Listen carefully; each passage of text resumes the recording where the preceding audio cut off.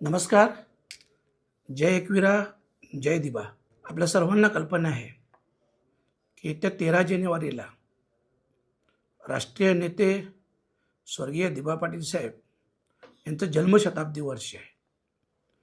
आणि या जन्मशताब्दी वर्षानिमित्त मी आपल्या सगळ्यांना आव्हान करतो, विनंती करतोय की येत्या 13 जानेवारीला स्वर्गीय राष्ट्रीय नेते दिबा पाटील साहेब यांना श्रद्धांजली अर्पण करण्यासाठी आपण सगळ्यांनी लाखोच्या संख्येने उपस्थित राहावं, जेणेकरून या श्रद्धांजलीच्या माध्यमातून स्वर्गीय दिबा पाटील साहेब यांच्या नावाचा नवी मुंबई आंतरराष्ट्रीय विमानतळाचा जो विषय आहे त्या विषयाला देखील बळकटी मिळेल.